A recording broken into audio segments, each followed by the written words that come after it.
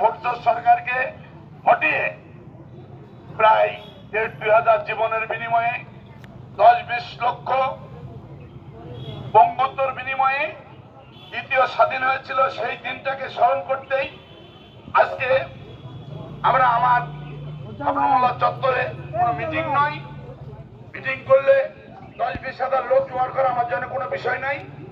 যেহেতু থানা পর্যায়ের একটা প্রোগ্রাম ছিল, প্রোগ্রামটা ওরা দিয়েছে, আমি মনে করলাম যে আমার চত্বরে একটা চা চক্র মতন আমরা কিছু লোকজন নিয়ে কি জন্য আজকের দিনে কারা কিভাবে মরল দু একটি কথা বলার জন্য আপনাদের সামনে হাজির হয়েছে এবং আহ্বান জানিয়েছে। তাই আজকে যারা এই 5ই আগস্টের গণঅভ্যুত্থানকে স্মরণ করে এই র্যালিতে আমাদের নেতা তারেক রহমানের নির্দেশে সারা বাংলাদেশে এইভাবে র্যালি হচ্ছে, সেই র্যালিতে যারা অংশগ্রহণ করেছেন তাদেরকে আমি আমার অন্তর থেকে এবং বাংলাদেশ জাতীয়তাবাদী দল দৌলতপুর থানা বিএনপির পক্ষ থেকে সংগ্রামী সালাম ও অভিনন্দন জানাচ্ছি। আসসালামু আলাইকুম। উপস্থিত সংগ্রামী সাথী বন্ধুরা আমার, আপনারা জানেন এই বাংলাদেশে 16-17 বছর যেভাবে এই স্বৈরাচারী সরকার এক না একতন্ত্র করে এই বাংলাদেশে যদি সুন্দরভাবে প্রতি বছরের সঠিকভাবে ভোট দিয়ে যেত, মানুষের এটা ক্ষতি হতো না। যখন এই দেশে দলমত নির্বিশেষে সবাই দেখলো এটা কোনো দলের আন্দোলন নয়, মানুষ আপনার ছেলে লেখাপড়া করছে,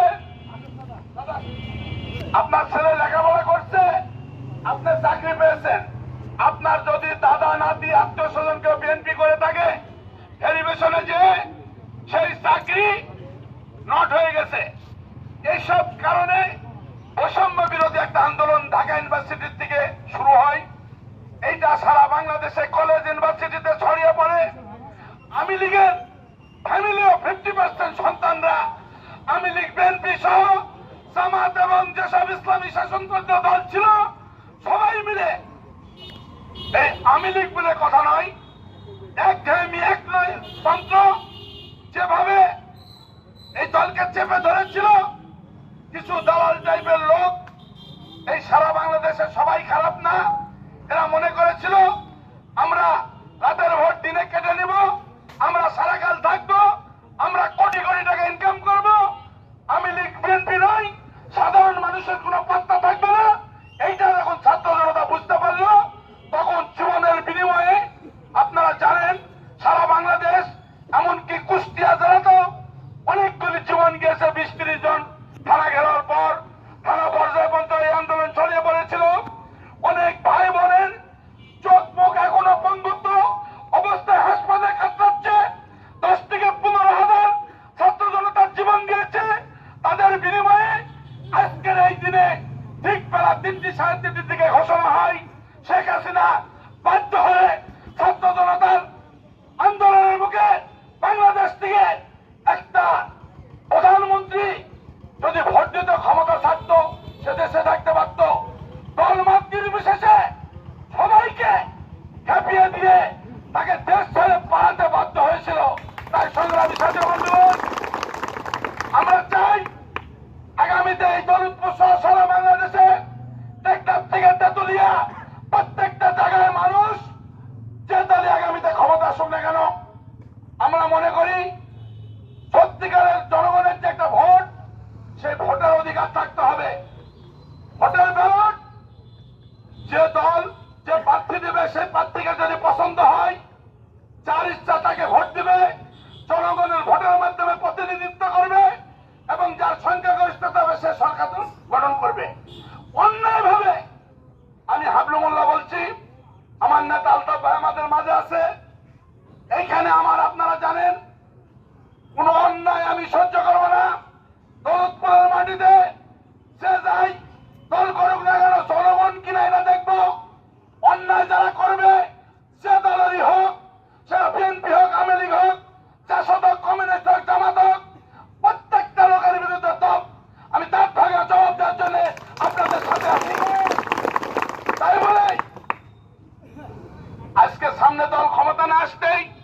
আমরা যদি মনে করি অমুকজন অমুক দল করেছে, অমুককে মারবো, অমুককে ধরবো, অমুকের কাছে চান্দা নেব, এইটা তো হতে পারে না। জনগণের ভোট যাকে ইচ্ছা তাক দেবে।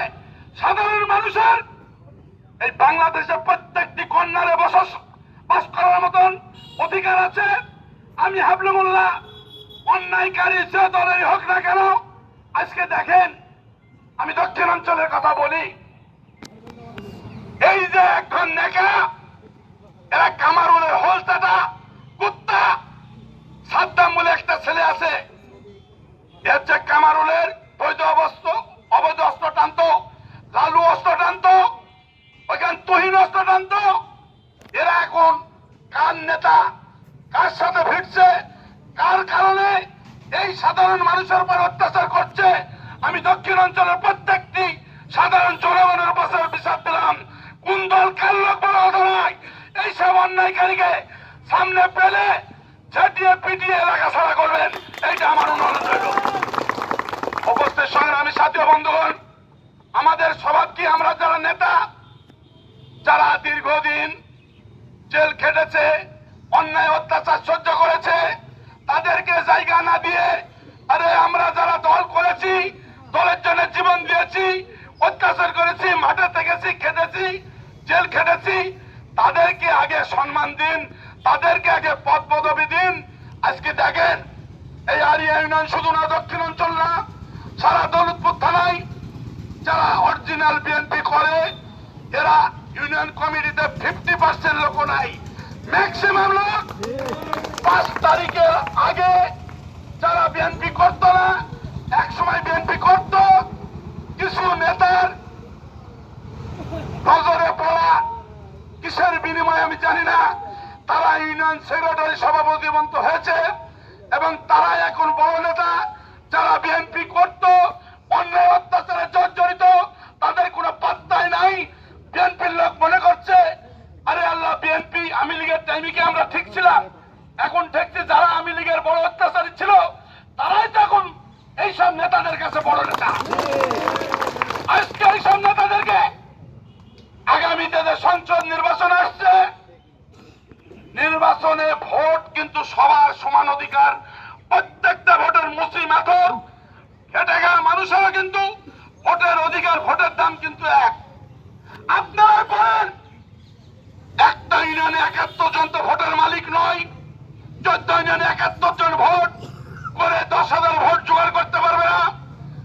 এই দৌলতপুর থানায় এই বিএনপি সহ সাধারণ মানুষকে সাথে নিয়ে এইসব যারা চিটার বাটপারি লিডারি করতেছে, যারা এইসব সন্ত্রাসীদেরকে সাথে নিয়ে দৌলতপুর থানায় দাবায় বেড়াচ্ছে, এই রেজিস্ট্রি অফিস সহ বিভিন্ন জায়গায় যে চাঁদাবাজি, মিলপত্র কারখানা থেকে যেসব 5 তারিখের পরে নেতাদেরকে নেতা বানিয়ে আজকে আপনি দেখেন কি করে।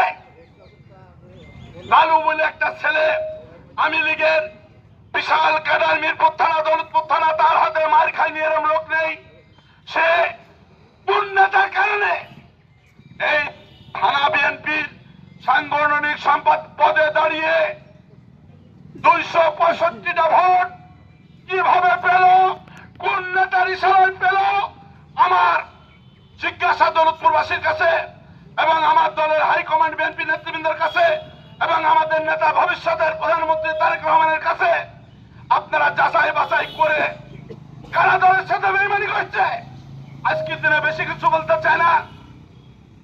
যখন আমাদের মাতা, এই 17 কোটির মাতা, আমাদের নেত্রী খালেদা জিয়া মৃত্যু সজ্জায়, ঘাড়ে ধাক্কা দিয়ে তাকে গুলশান বাসা থেকে বের করে দিচ্ছে, বালুর ট্রাক দিয়ে রাস্তা আটকে দিচ্ছে, ঠিক সেই সময় এই কুষ্টিয়া জেলা না, বৃহত্তর কুষ্টিয়ায় একটি মাত্র লোক সংস্কার মন্ত্রী বিএনপির বুকে লাথি মেরে সংস্কার দলে যোগ দিয়েছিল।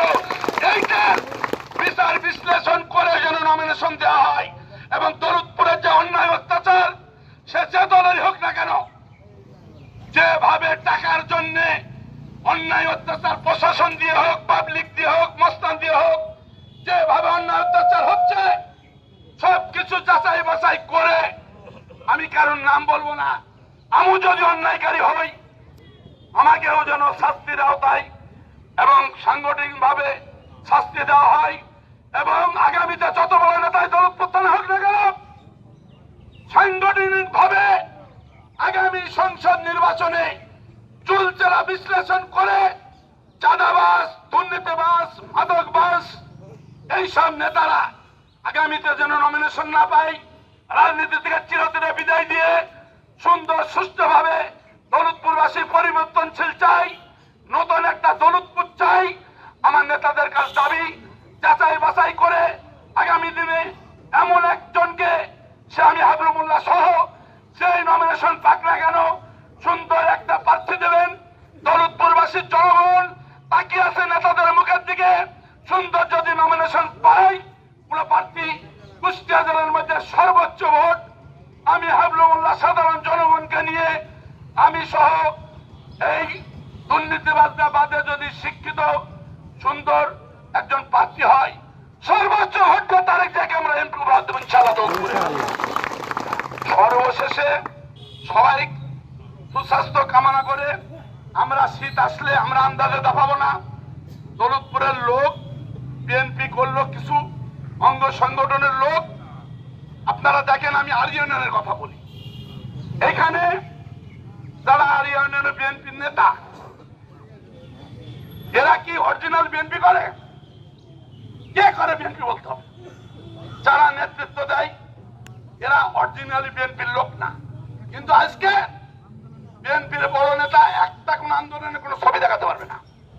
এইসব লোক এখন অনেক নেতার চোখে পড়ছে, তার মাধ্যম দিয়ে ইনকাম হচ্ছে, তারা এখন নেতা। যারা জীবন যৌবন দিচ্ছে তারা বিএনপির নেতাদের কাছ কিছু না। যাই হোক, আগামী দিনে যদি কোনোদিন আমার হাতে সুযোগ আসে বঞ্চিত নেতা কর্মী সাধারণ মানুষকে সাথে নিয়ে এইসব দালালদের দৌলতপুর থেকে দাঁত ভাঙা জবাব দিয়ে রাজনীতি থেকে বিদায় দেব এই আশা, এই আকাঙ্ক্ষা রেখে আজকে যাদের উদ্দেশ্য এই প্রোগ্রাম ছাত্র জনতার মাধ্যম দিয়ে 5ই আগস্ট ঠিক এই টাইমে আমরা দ্বিতীয় স্বাধীন পেয়েছি।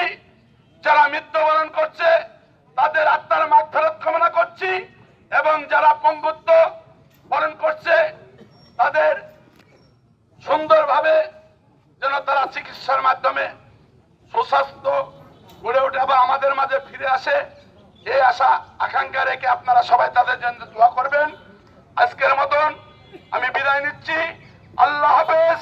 শহীদ জিয়া অমর হোক, খালেদা জিয়া জিন্দাবাদ, তারুণ্যের অহংকার, তারেক রহমান